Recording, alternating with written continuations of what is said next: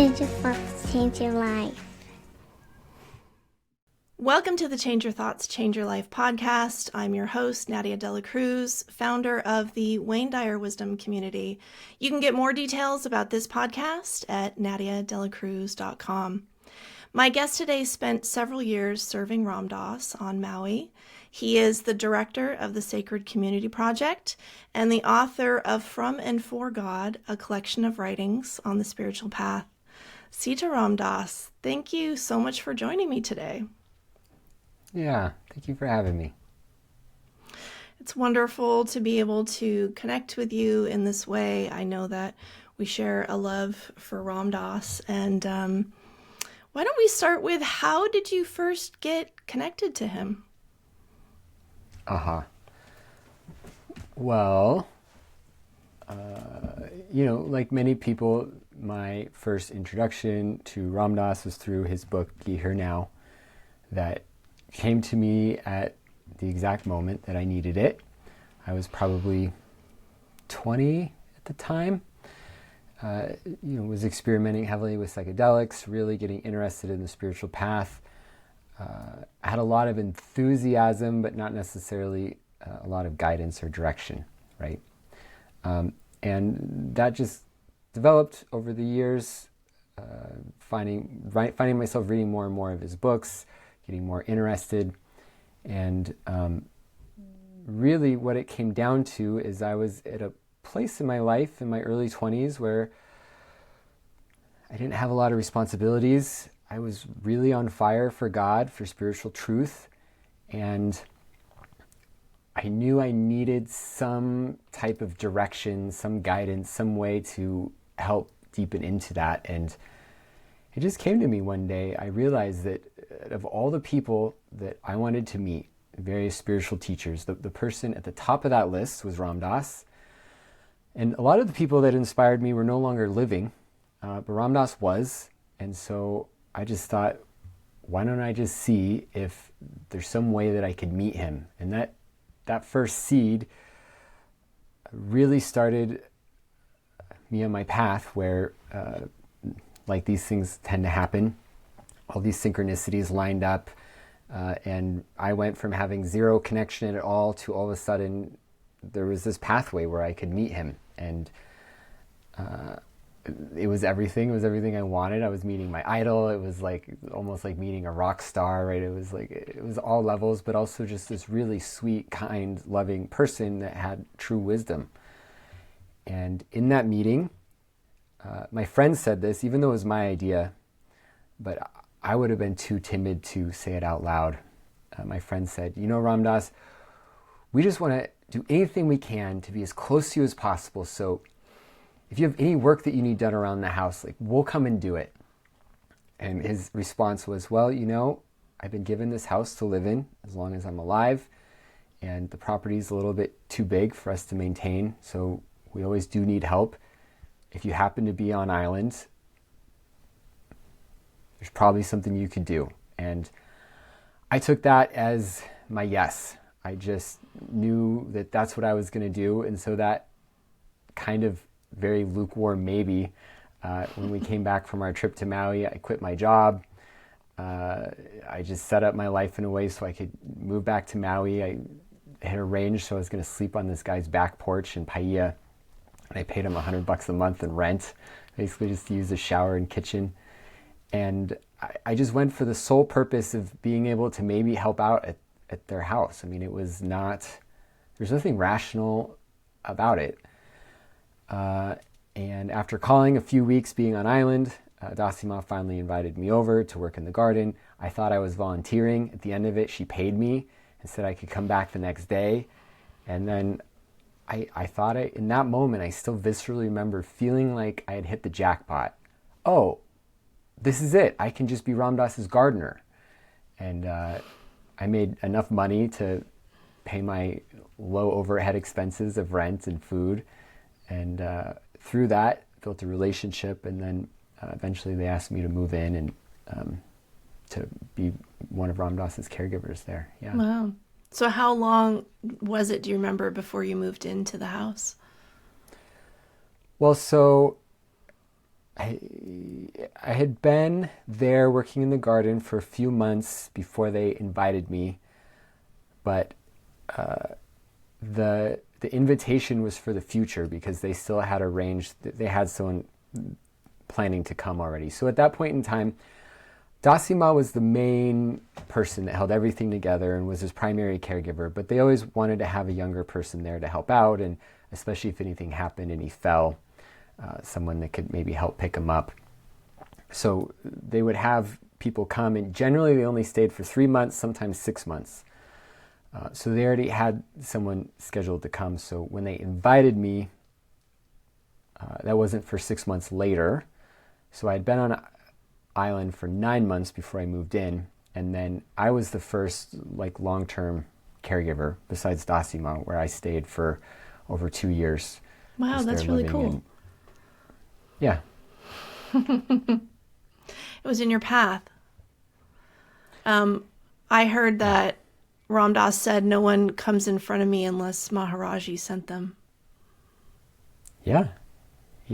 He said that to me the first time that I met him. Yeah, the first time I met him, he said that. And I didn't even know. Well, so in that first meeting, the night before I met him, I had a dream on the beach where I saw two figures shape-shifting back and forth into each other's forms. It was Jesus and Maharaji. And in fact, it wasn't a dream. It was right before falling asleep, but it was my eyes were still open, and I visually saw it. And I told him that next day, and his response was so matter-of-fact. He just said, "Well, no one comes in front of me unless Maharaji sent them." And that started me on a journey of slowly realizing that my path was one of Guru Kripa, right? The grace of the Guru, where over time we just learn that even our will, even our decision-making and our choice it really just arises out of a type of grace that our mind can't even conceive of. So what seems beyond reason, perhaps there's a reason for. Yeah. So when I first moved in, I had all these questions, right, for Ram Dass. And over time, they started to fall away more and more, and I learned that really it was just about being with him.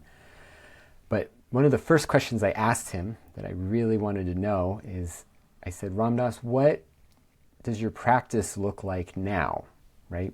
This person who's at the end of his life, who had done a lifetime of practice, who was clearly in a state of consciousness that was very deep, deeper than I could conceive of at that time, really.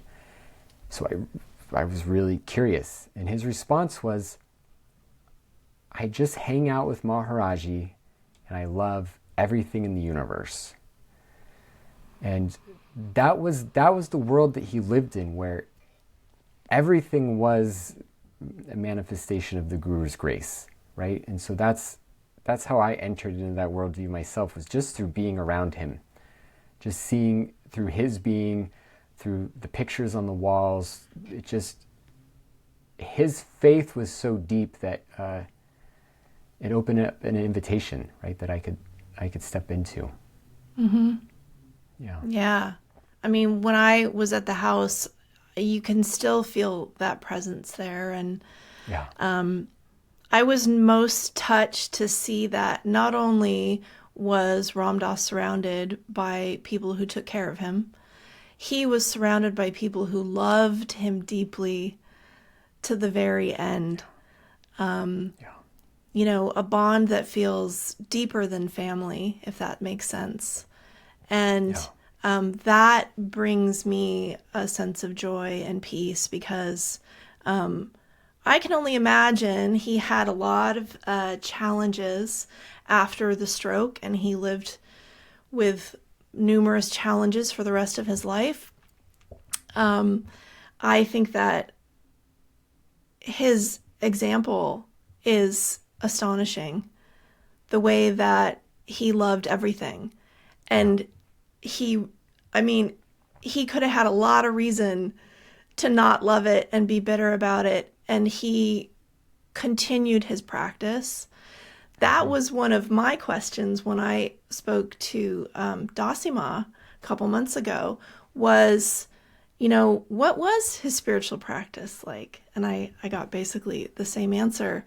And I think that's so interesting to think that he just communed with that energy and practiced being part of that loving awareness.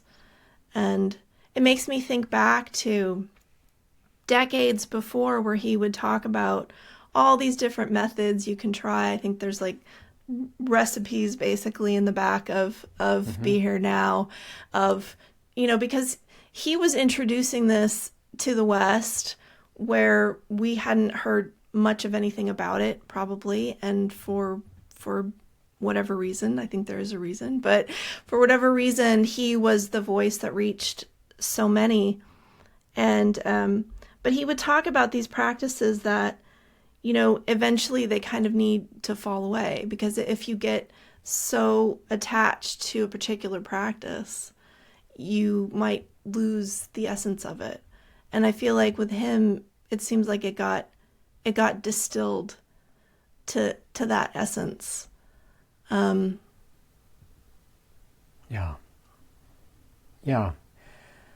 Here's a story that I like to tell that I think captures that distillation and that transformation that he went through.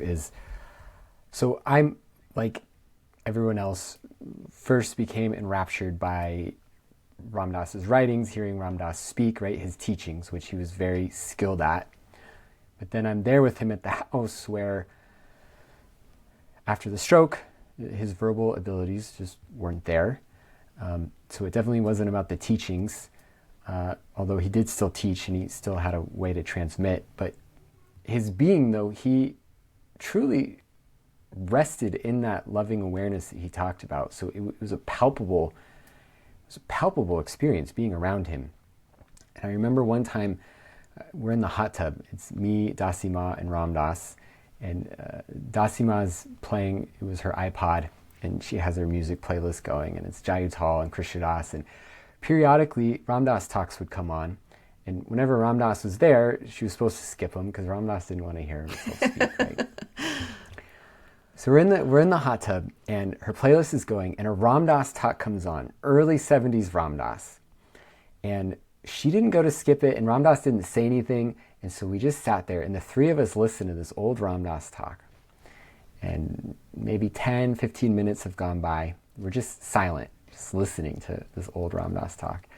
And Ram Dass breaks the silence, and he starts waving his finger, and he says, "That guy, he talks too much."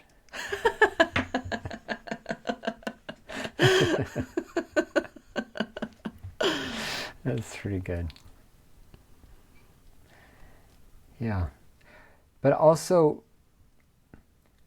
what I learned from Ram Dass is that love isn't just a state of being, which it is. It is our being. But it's also a practice itself, right? Like Ram Dass both rested in love, and I got to drink the fruits of being around him, but he also practiced loving, right? I mean, he talked about sometimes at night before bed, he would systematically go through his body and love his pain, right? There was a practice. And what I find compelling about that is that that's something that I can do now, right? I don't have to wait to achieve some state, whatever that means. Right now I can make a choice, and I can practice loving everything, right? That's something that I can actually engage with. And what's interesting is that in the devotional texts of India, there's this saying that this type of love that we're talking about is both the practice and the reward, meaning once we know what the highest fruit is, right? Once we know that love is the essence of reality, it's the deepest value, it's the depth of our being, once we know that to be true, why wait for it? Why not practice that now? Why not just make that the practice? Why practice something else so that we can get to love eventually? And that's the other piece that towards the end of Ram Dass's life, I mean, he really modeled that love as the totality of the path. I love that. I'm writing down the practice is the reward, because that's such a beautiful reminder that it's not about trying to get somewhere else or trying to become enlightened or trying to transcend the body, that we can experience the love that is our ultimate truth. And is really what we're yearning to get back home to.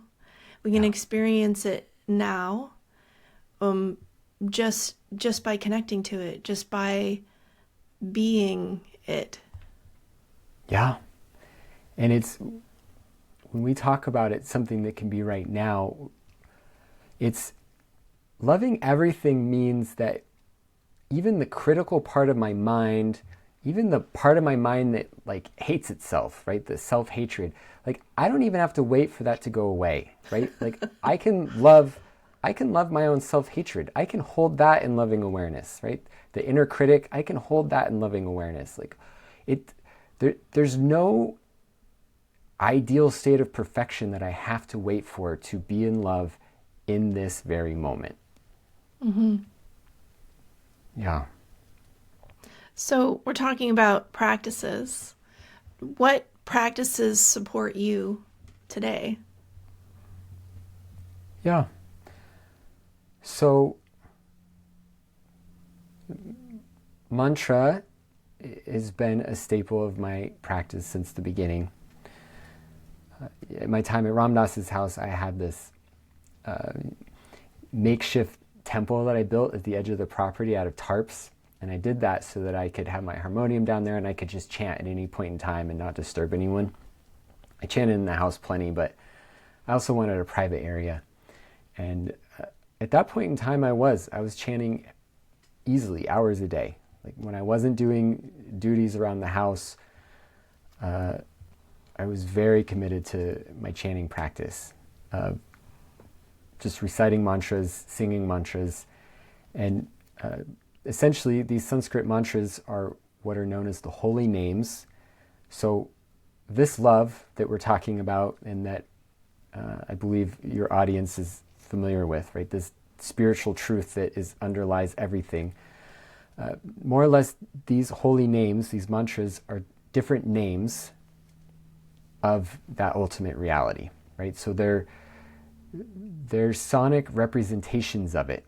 So the idea is, by chanting them, we are tuning ourselves to that in some way, and we're giving ourselves a reminder of it.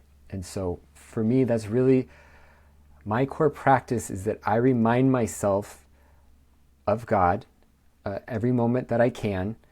And because God is everywhere, the more that I remind myself that that too is God, that too is God, that thought is God, this sensation is God, oh, that resistance, that's also God, then that returns me to a state of love. So that's my, more or less, that's my core practice in terms of practices that I do with others, right? The act of chanting kirtan, call and response chanting to music, is something that we can do as a group where essentially we help each other to remember and to open our heart through chanting these sacred phrases. Yeah. Mm-hmm.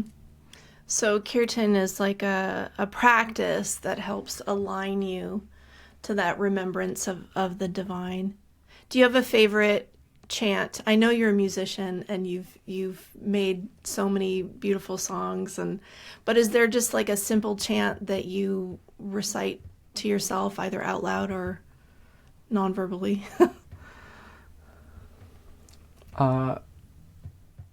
Well, so in terms of simple, so my name, Sitaram Dass, means servant of Sitaram. Ram Dass's name means servant of Ram. It all just means servant of God.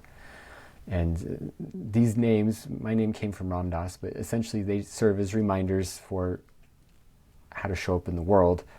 But I mean, I never asked the exact reason why Ram Dass gave me this particular name, but what he knew is that at that point in time, Sitaram, and it's still to this day, was really my favorite mantra to sing, recite. And so when I received that name, it felt like home. And that's still true, right? I still love chanting the sound of Sitaram. Sita is said to be the feminine aspect of the divine, the goddess, and Ram is the masculine aspect. Another way to look at it is the form and formlessness.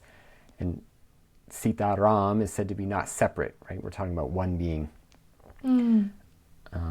So that's a simple mantra that has a deep place in my heart, yeah. That's beautiful. Masculine and the feminine, the oneness of the God energy. Yes. Yeah. I think it's so beautiful that Ram Dass gave you that name. Did you ever look up the meaning, not the religious meaning, but like if you're named Sitaram, like this is what they say about you? Oh, like no, I've never looked that up. So I did.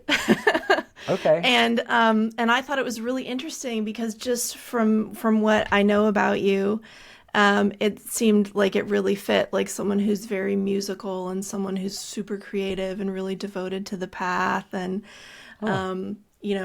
emotionally aware, and I found it an interesting description of that. So maybe I'll send that to you if you're curious. But it's kind of fun to see that.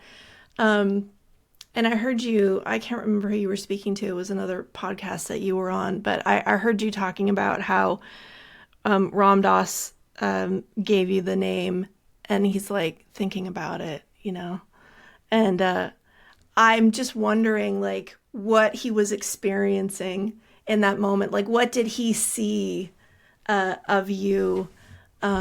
Because I think he was right. Yeah. Well, and going back to, thank you. That's sweet. Going back to, Ram Dass's core view and stance that it's all a guru. My sense is that Ram Dass really didn't feel like he was giving people names. He was the messenger from Maharaji. Yeah. Right? And so I still don't know what that means in terms of his internal, right? Like how he's perceiving that, because my own relationship with Maharaji is that even if I creatively come up with something and it seems like it's coming from my own mind, right. I still know where it's really coming from. So I don't know exactly, what his internal stance was, but that was the sense I had, was that it was coming from Ram Dass, which was important because he was my teacher, but also that it was connecting me to Maharaji, right? The name is connected to both, and that's deeply important to me on a personal level. Was it Ram Dass who said, God, Guru, Self, all one? I know that that's a message that's I think it gets passed down, but... So that was first said by Ramana Maharshi. Okay. Famous Indian saint from the last century, but Ram Dass echoed those words quite a bit. And that more or less, especially when we're talking about the path of Guru Kripa, in terms of seeing it all as grace and having the Guru really be our primary doorway into God. Yeah. That phrase, God, Guru, and Self are one, really captures the essence of what that path really means. Yeah. I know Ram Dass didn't want to be called a guru, but I feel like he embodied a similar presence for so many. What do you think about that? Yeah, I think that's undeniably true. He did. It was important to him for various reasons. He knew what his job was. I mean, he was a messenger for Maharaji. He pointed people towards Maharaji. And people would have big experiences around him, and I think at certain stages on his path, I think it was really important for him to make sure that people knew that that wasn't from him, but it was from Maharaji. Towards the end of his life, the difference between the two of them starts to get a lot softer, right? And a little bit more intangible. Another way you could say it is he really was on a path of melting into his guru. But because he loved Maharaji so much too, that's what he had to share. And it was in that sharing and that pointing to Maharaji that is also a part of his process of dissolving into that. But at this point in time, because I don't have Ram Dass around to argue with me, I don't have to hold any difference in my heart between the two of them. When I think about Maharaji, when I hold Ram Dass's face in my mind and look in his eyes, it's the same presence that I feel and that they connect me to. Yeah. They open the doorway within. Yeah. And what a beautiful remembering that is. I think we hold that gratitude in our hearts forever. I feel like, so the one time that I met Ram Dass, it was at a Wayne Dyer conference in 2007 in Maui. And I was so excited to be there. And I knew a little bit about Ram Dass to know that he was important. But I didn't know enough to feel like I should be taking up his time, which is really interesting because they brought him on stage. He's in his wheelchair, right? So they had to carry him up because they didn't have a ramp. And I didn't know a lot about him at the time other than he was important. Like, I already had this sort of respect for him. And they brought him up, and he has aphasia, right? So he has this slow speech. And I was mesmerized. And, like, he was so funny. And he's telling these stories about, his experiences with psychedelics. And it's this old man in a wheelchair. And he was mesmerizing. And I felt so drawn to, he was really charismatic too, and when you listen to his old talks, he was an amazing orator. And I think that to have not been able to speak in that way, because that was such a gift, I think that would have been really hard for me. It would have been really hard to have this gift of speaking, and now you have to move into a new way. But so after his talk, they bring him down, and there's this little break in between the conference, and a few people go up to him, maybe half a dozen people, and they're right up next to him, and he's smiling, and I come maybe 10 feet from him because I'm like, oh, I don't really know a lot about him. I don't want to take up his time, but I'm just drawn to him. And I stand there and I'm looking at him, and he catches my eye, and it's such a silly little story, but it stayed with me forever. He caught my eye, and it's in that instant, I knew he understood exactly what I was feeling, why I was standing where I was, and that it was all okay. It was all I didn't need to push myself to move forward. I didn't need to back away. Things didn't need to be any different than they were. He was sending me love right where I was. And it's this feeling that I had from him, I think, is maybe why he's still in my heart. And then when I started learning about, of course, I started listening to all his talks after that. When I learned about Maharaji and that experience of grace, it felt so similar. And I'm like, maybe that seed got planted in me then, and it's still in there. And it's so weird because we worship the intellect, don't we? And Wayne Dyer got to my heart through his words, and it goes all through this, and they're oh yes, okay, I feel that, right? But it's Ram Dass for me bypassed all of that. As wonderful of a speaker he was, it's he transcended words and reached me someplace deeper that has never left me. And somehow I ended up in his home, and it all just felt right. Of course. Yeah. That's my Ram Dass story. I love it. Yeah. I think this is another thing I can say. It's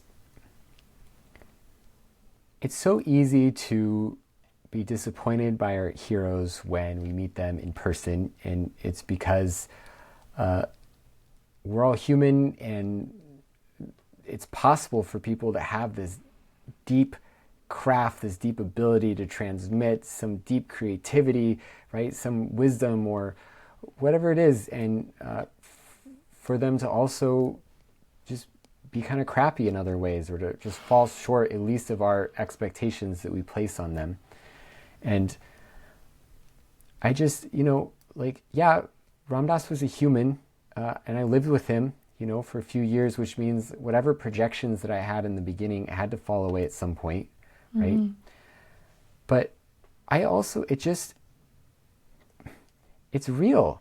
He really, this loving awareness that we're talking about, this presence that you felt from him in that moment, I don't know how else to explain it. That was his baseline. Yeah, I saw him get angry and grumpy, and I saw him struggle with dependency at sometimes, right? Through his process of losing more and more abilities. I saw him struggle sometimes, and just all the normal human stuff that you would expect. But the difference is that presence, that really was his baseline. That was just the base. And that really settled in for me that this isn't just an idea, and it's not just some experience that I can get a glimpse at, in some transpersonal moment or whatever it is, some ecstatic moment. But this really is real. This is really what's going on. And what a gift that he embodied that, Mm-hmm.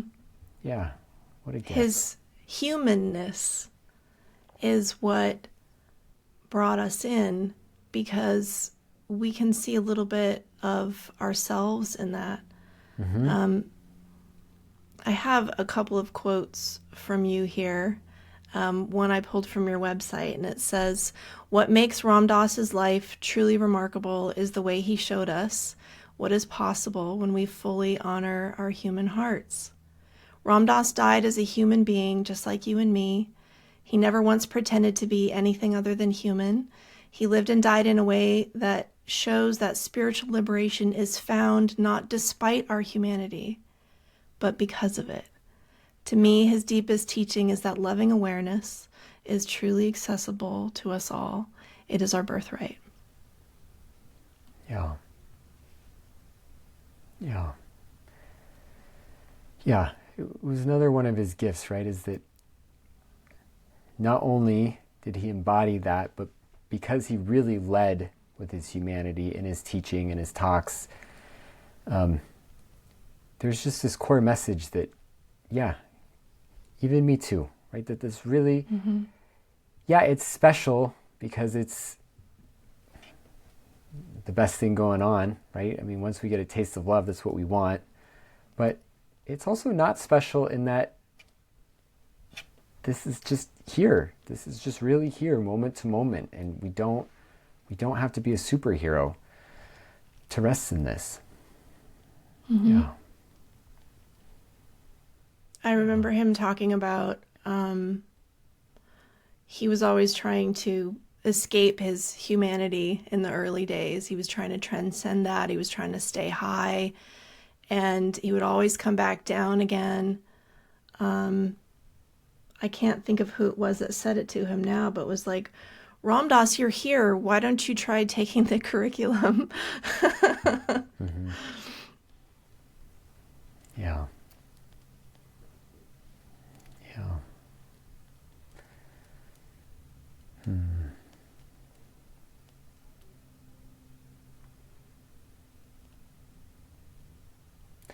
Yeah, it's interesting. I was just saying this to someone earlier today.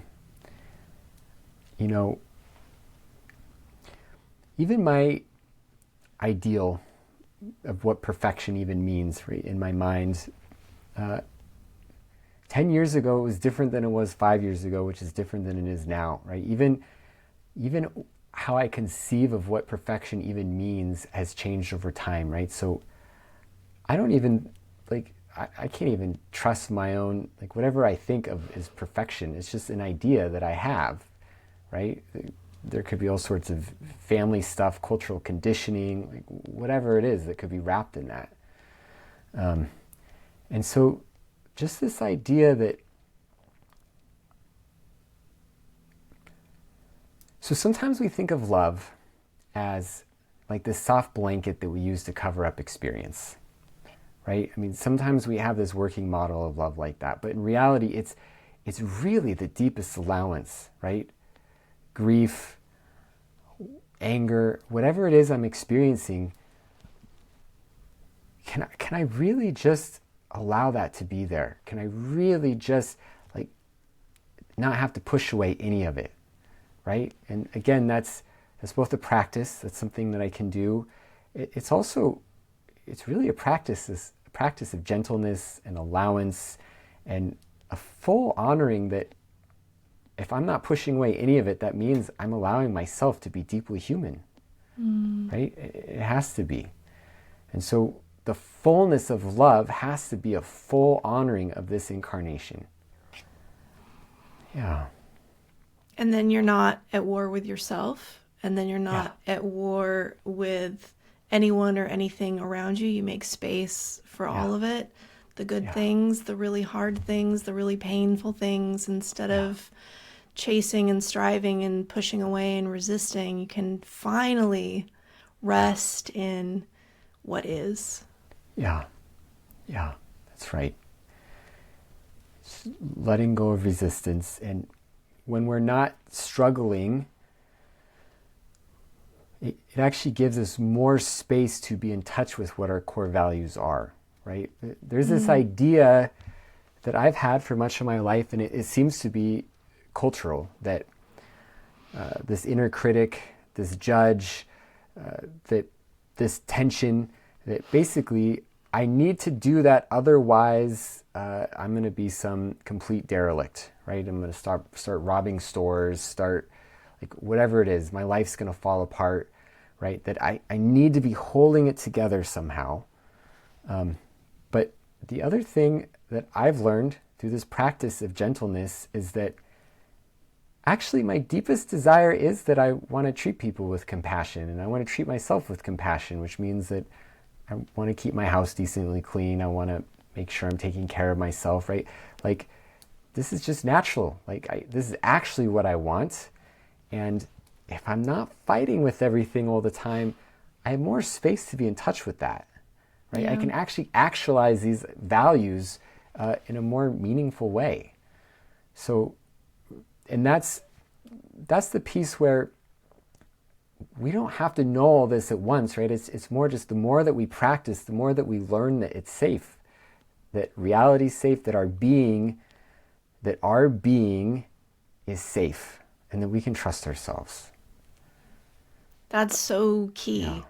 And that was not a concept that was introduced to me until later in life. I wasn't raised with the idea that I could trust myself. In fact, I think we very strongly get the opposite messages. I have 2 little kids, and I'm trying to approach it a little bit differently and tell them that, you know, you have an inner guidance system, and listen to how your body feels and what feels right to you. And that, you know, that you can trust in who you are and what you feel. And that's real for you. And don't let anybody else tell you otherwise. But boy, do I wish that culturally we could be starting from a different base point where we drop this idea of original sin, and that like there's something wrong with us from the very beginning, and you can't be trusted, and you have to fight against that, because then how can you ever be at peace? Like you can express positivity, you can express kindness, but is that being expressed to yourself? Yeah. And I think that we see a lot of examples of people who are very friendly, but how do they feel on the inside, and how do they talk to themselves? And there is that that war within. The best thing that I've found for that is what we talked about, is that practice of loving awareness, loving all of it, loving the part of me that wishes things could be different, loving the part of me that is just sitting here observing the moment, all of it. It's just really to embrace it, because anytime we're trying to push something away, there's always going to be struggle, and I don't want to live that way. Yeah. And for me, one of the things that community and spiritual practice does is it just reminds me. It realigns that, oh yes, right? Like there's space for all of it. I do want to talk about the Sacred Community Project. So you are the director of the Sacred Community Project. Tell us what it is and what you're doing there. Sure. So I'll first say, because we've been talking a lot about Ram Dass, is that a few months before he died, he flew to Taos, New Mexico for the opening of the new Hanuman temple that they had built there. And without getting much into the mythology of all that, but it was a temple that Ram Dass had initially started, and Hanuman is a central figure of our lineage. And he hadn't flown from Maui in 15 years, but this was such an important thing for him, like just finishing this life's work, that he got on a plane and went. And so I went there, and I wasn't living on island with him at that point in time. So I went so that I could see him and be there and be with everyone. And it was incredible. But on the flight home, I wrote the first words that ended up being the central to the founding document of the Sacred Community Project, which is that it's an inner spiritual collective. And really, it wasn't just from being in Ram Dass's presence, but it was there in like community, my community, like all the people that came out because they knew Ram Dass was coming were all people that I loved. And it wasn't just about the prayers and the temple, but it was also just being with everyone, and being with satsang, with spiritual community, is such a deep practice. And so that experience is really the first seed that it grew out of. And so what the Sacred Community Project is it's an inner spiritual collective that works to lower the barriers of access to contemplative and devotional practices. And we do this through free, donation-based, and low-cost offerings. So anything that I create more or less exists as a fundraiser for Sacred Community Project. Books, music, all of that.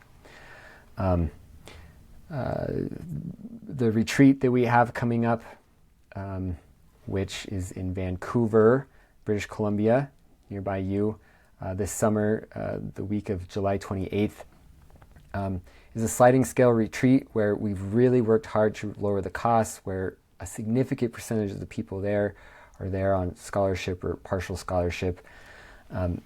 These are the kind of things that the Sacred Community Project engages as in a real strong way, online through one-on-one spiritual support, through group spiritual support, and then we do a lot of outreach to the prison system. And the core idea is both sacred community as an ideal, right? A vision for the world. What would it look like if we treated each other as if we were all sacred community? And also just the true reality, which is that we are, right? Which is that we are, and that we can make that a practice to treat each other that way. And so that means there's a sense of trust built in, that people who have the resources will donate that money if they feel inspired, and then people who don't can still get the resources that they need, whether it's through spiritual teachings or one-on-one spiritual support. And so that's the core of what Sacred Community Project is. Yeah. Mm-hmm. I love that. It's what would the world be like if we treated everyone as sacred community? Yeah. Excludes no one. Yeah. And the prison work that we engage in, it's not the only thing we do or even the majority, but it is a really big piece. And I think that it's really deeply indicative of a group of people that we do not treat as community, right? I mean, when we think about people that we kind of turn a blind eye to, we're talking about an entire population of people in the United States that not only have we separated in these confined spaces, but generally put them so they're completely out of mind, right? They're often in rural areas. They're often housed places, incarcerated places where we don't even have to think about them. We can forget that entire groups of people exist. And to me, because I want to embody loving awareness in my life in the deepest sense possible, that means that if there's anyone that I'm not treating as sacred community, that's a sign of my own being's work to do, right?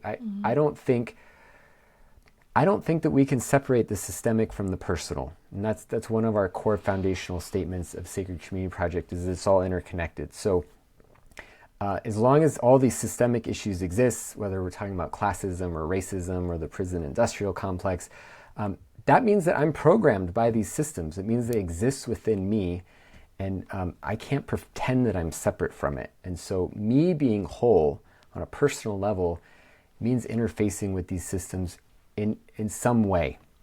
And so that's another core central tenet of this, is that there's no separation, right?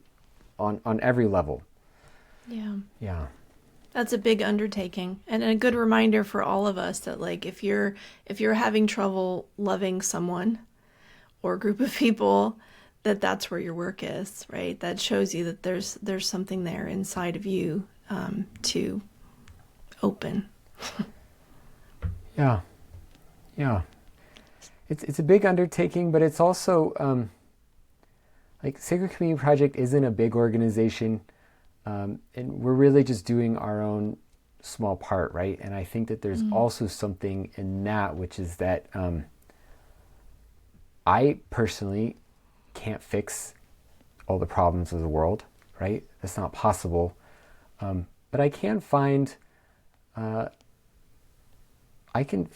parts that are there for me to engage with, right? And just do my own small part and trust that that's a part of my own path of awakening. And really, Sacred Community Project, I think, embodies that piece too, which is that the small things sometimes matter just as much as the big things. And part of what you're doing in the prison system, are you bringing kirtan practices when you visit?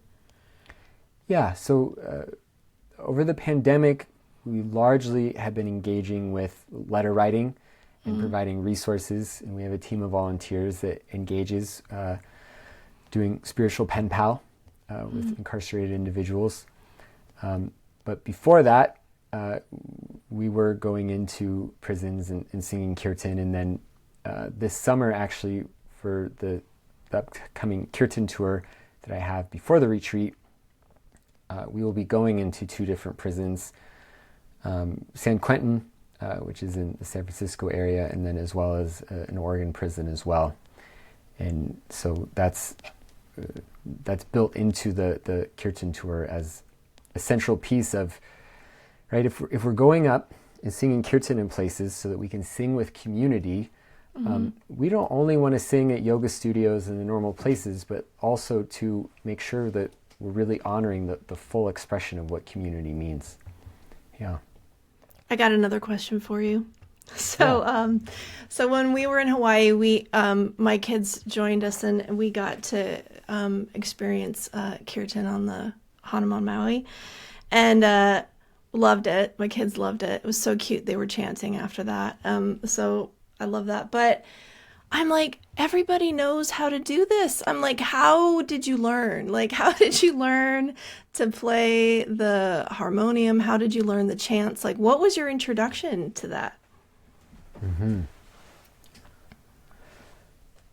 So, I'll tell a short story. It's not a long story. I grew up playing music. When I was in third grade, I told my mom that I wanted to grow my hair long so I could be a rock star. And she decided that maybe that rather than me changing my hairstyle, she would get me music lessons. And I said I wanted to play guitar. She tried to push piano, but I was like, no, I want to play guitar. And so from a pretty young age, I played music.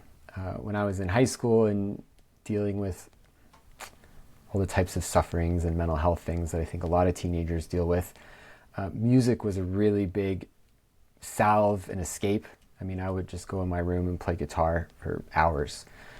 But it fell away at some point when I was in my early 20s, and I was really invested in my spiritual path, and I was at that point in time meditating very ardently. And so I didn't have a lot of room for other things like playing guitar. And it's interesting, I saw these two psychics, and actually this was in Seattle. One was at East West Books, and I went and saw this person, and the whole time I wasn't sure how I felt about him. It kind of seemed like he was doing some cold reading, or I just wasn't sure. But I went up and talked to him at the end, and I asked some question, and he said, hold on, I'm getting that. He started listing a few things. I don't even remember what he said, but he said this at the end, almost word for word. He said, oh yeah, and I'm hearing one more thing. I'm hearing you need to be more creative and music. I'm getting you need to play music. I thought, okay.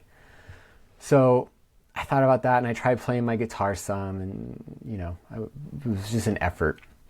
And then I went and I saw this other psychic, and it was on Capitol Hill at some church. You might know what it is. It was, they had these big crystals in it full of pictures of different ascended masters.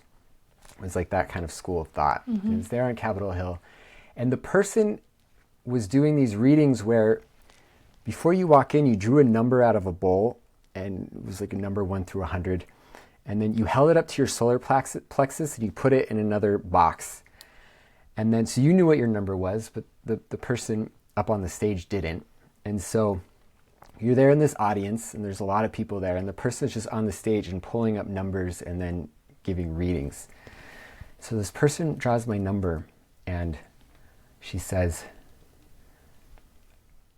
a few things that I now don't remember, but it was almost exactly the same how it happened at the end. It was so interesting. She was almost done, and she said, wait, I'm also getting that this person, they need to be more creative and music.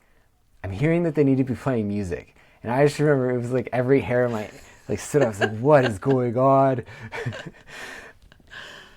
And it was maybe a month after that, maybe 2 months after that, that I saw Krishna Das for the first time. Mm. I didn't know much about kirtan as a practice. I had heard his music in a yoga studio, and I just wanted to go. I was really just drawn to his voice, and that, I can't even explain what happened. It was like I was flying the whole time. And a couple of days later, I told my friend, I said, I think I need to buy a harmonium, which is the instrument that Krishna Das plays and is a common instrument for kirtan. And my friend said, I think you need to buy one too. And he's not this kind of person. And he said, and I will loan you the money to buy one. And so he did. He loaned me the money, and I bought the harmonium. And then I just became obsessed. And I all the energy I was putting towards meditating at that time, it just transferred. And how I learned the first chants was at that point in time, there wasn't a lot of online tutorials. There wasn't like music books or things like there are now. So I would just listen to Krishna Das chants, and I would listen, and I would try and figure out what he was playing, and I would play it, and I would sing. And even though I had a music background, I had no vocal training, and I was not a good singer. I didn't necessarily know how to sing in key. I was sometimes flat, but a lot of passion. And I just sang, and that quickly became like an obsession. It wasn't a practice, it was an obsession. I was obsessively chanting. And then along the way, any time I could find someone that was willing to sit down with me and teach me something, I would do that. And, at Ram Dass's house, obviously I had access to a lot of people that would come through and could teach me chants or give me advice or this and that. And Dasima was really the first one to push me to lead chanting. Up until that point, moving in there, it had been entirely a personal practice. But she would push me to chant with people in the living room when guests would come. And I was pretty shy with those things. Like the first time I chanted with people, it was like I was just flooded with anxiety. It was like clinging to the name, like keeping my mind focused on the name. It was like a lifeboat, right? Just to save me from my just drenching anxiety. So there was also something there for me too, in terms of learning to be comfortable in front of groups of people and things like that. So it was an organic process. I really just learned through other people teaching me things here or there. But nowadays there's all sorts of tutorials, classes you can take online, books you can get. It's really possible for anyone to learn simple chants without any type of musical experience. I mean, really. Yeah. So when new caretakers would come to Maui, are you guys like teaching them? They just sort of pick it up on their own, like, because everybody seems to know how to do it. I'm like, what's the secret sauce? You guys got an online? Like, what are you doing here? Well, I don't know what that is. Ram Dass seems to attract a lot of creative people. Not everyone who came through the house ended up being musicians. But I guess that, here's the truth of it, is chanting is a really big practice, right? And so it's not necessarily like, it's not going to be everyone's path to be some great musician or to, be comfortable leading kirtan in groups or whatever. But if you do something as a daily practice, you're going to develop a decently nice voice. You're going to learn how to sing in key just through doing it over time, right? You're going to be able to play some simple things. And this is a core practice of our tradition. And so we just, you pick it up just from being in the house. I mean, nowadays they chant every day there, right? Yeah. Yeah, that's really cool. Thank you for sharing that in a way that we can all understand. And I think that, you make beautiful music, and many of you do, but it isn't even about having the beautiful voice, right? It's about aligning to that energy and participating in it. And I think at the same time, you're projecting that in a way that is communal. And so even coming in knowing almost nothing about kirtan, like I felt it, and I think my kids felt it too. Now, before I let you go, I cannot let you leave without talking about your writing. You published a book called From and For God. I have another quote here from that, and again about Ram Dass. This one says, Ram Dass has completely changed the way I think, the way I relate to my experiences, how I fill my time, where I place my value. My life can never be the same because of one man. I might get caught up in mundane matters and avoid my daily practices, but his influence is always present as a constant backdrop. It touches every single aspect of my life, and there are no words to describe the kind of gratitude that comes from that. None. I love how you put your heart into this so much, and it's another way that we receive it through music, receive it through the words, receive it through your presence. What made you want to write this book? Where did this come from? And I also heard you have a new book coming out in the fall. Is that right? Yeah, I have a couple projects that are being juggled. So that book was very much an organic process. When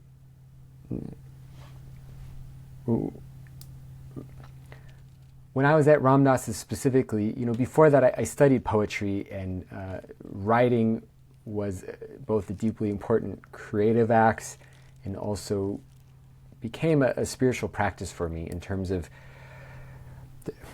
there's something about uncovering in the moment what is the deepest truth that I can put into words, right? And obviously the ineffable can't fully be captured in words, but there's something about the act of trying, right? That it's like an alignment with truth. And through the process of writing, especially in verse, poetry, and later it started to change forms into more essay of a format. But it was really central spiritual practice that I would do in my time on Maui and before and after. And so I had these collection of writings, and for the longest time they were just up on my blog.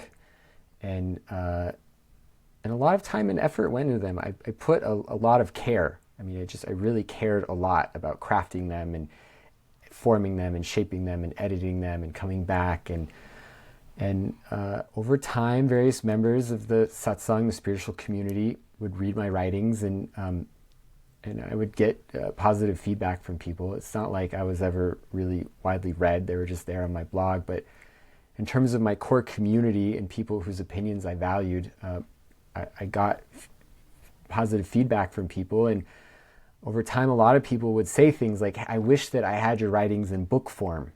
And at some point in time, just through the process, again, of me plumbing the own depths of what feels true in the moment, I realized that was important for me too. And there's something I think that all artists can relate to where sometimes we can block ourselves because we don't trust our own egos and our motivations and like, what is the real reason I want to do this? And but in that moment, I just didn't care. I mean, I just knew that for whatever reason, even if I don't understand, even if I have all sorts of other motivations, right, to achieve appreciation or love from other people, like whatever it is, but that there was something that felt true about that desire to put them in book form, and that I wanted to honor that truth. And so I started the process of putting those in book form, and that was offered. It's both a fundraiser for SCP, but also half the funds go to Hanuman Maui, and there was something beautiful in it. Just the humility of like asking various people that I had like loose connections to if they would read it, to see if they would offer endorsements. Right? I mean, there was a lot about that was a kind of a deep process for me. And so that's the story of that book. It's really a simple collection of writings that a lot of time and energy went into. And yeah, now I have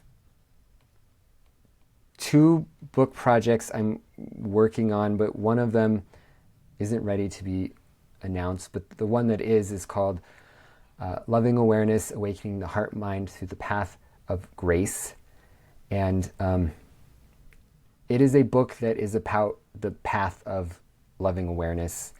And I'm the lead editor on it and also the lead author, but it's pulling in a lot of other voices from the community to create this collective offering that can serve multiple purposes for Sacred Community Project, in terms of one being an offering that I deeply believe in, that can help raise money for things, but also something that can kind of express our core stance of like the framework that Sacred Community Project lives in terms of the spiritual support we offer, all those things. And it can serve as part of the training manual for volunteers coming in.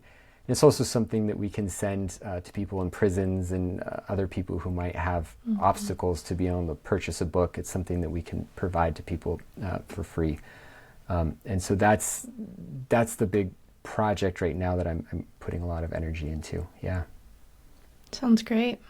I look forward to reading that one. So what's the best way for people to reach you, see what's going on, and offer support? Yeah, thank you for asking. Really, at this point in time,